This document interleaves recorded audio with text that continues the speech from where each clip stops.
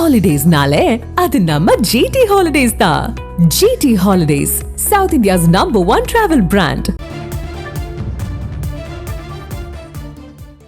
கபடி போட்டியில் தங்கம் வென்ற தமிழக வீரர்களுக்கு ரூபாய் 25 லட்சம் பரிசு வழங்கப்பட்டிருக்கிறது. மேலும் விவரங்களை எமது செய்தியாளர் மணிகண்டன் வழங்க கேட்கலாம். மணிகண்டன், முழு விவரங்கள் என பதிவு பண்ணுங்க.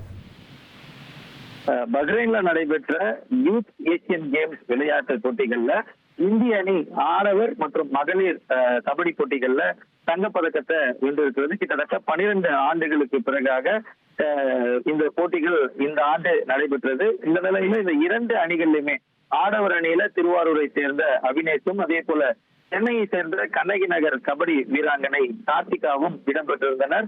கார்த்திகா துணை கேப்டனாகவும் அபினேஷ் ஒரு முக்கிய வீரராகவும் அந்த அணியில இடம்பெற்று இந்திய அணி வெற்றி பெறுவதற்கு வழிவகுத்திருந்தனர். வெற்றியே சமூக வலைதளங்கள் என தமிழ்நாடு முழுவதும் கொண்டாடப்பட்டு வந்த நிலையில இன்று தாயகம் திரும்பிய 2 வீரர் வீராங்கனைகளுக்குமே உற்சாக வரவேற்பு என்பது தமிழ்நாடு அரசின் மூலமாக அளிக்கப்பட்டது. அது மட்டுமல்லாமல் கபடி ஆர்வலர்கள், அவரது பயிற்சியாளர்கள், குடும்பத்தினர்கள் மாலை அணிவித்து சால்வை போட்டி தேசிய கொடியுடன் தமிழ்நாடு அரசின் சார்பாக வரவேற்பு அளிக்கப்பட்டது. இந்த நிலையில தமிழ்நாடு அரசு சார்பில் விளையாட்டுத்துறையின் சார்பில் 10 லட்சம் ரூபாயும், அதே போல தமிழ்நாடு முதலமைச்சரின் சார்பில் 15 லட்சம் என மொத்தமாக 25 லட்சம் ஒருவருக்கு தலா 25 லட்சம் எனும் வீதத்துல தற்போது பரிசு பொருட்கள், அதே போல காசோலைக்கான பரிசுக்கான காசோலையும் தமிழ்நாடு முதலமைச்சர் நேரடியாக அவரது முகாம் இல்லத்துல வீரர் வீராங்கனை இருவரிடமே ஒப்படைத்திருக்கிறார். இந்த நிகழ்வின் போது தமிழ்நாடு துணை முதலமைச்சரும் விளையாட்டுத்துறை அமைச்சருமான உதயநிதி ஸ்டாலின் மற்றும் விளையாட்டுத்துறை செயலாளர் அதுல்யா மிஸ்ரா,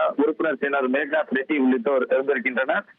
இந்த பரிசு தொகையை அளித்தது குறித்து தனது எக்ஸ்தலத்துல முதலமைச்சர் அதிகாரப்பூர்வமாக பதிவிட்டிருக்கிறார்.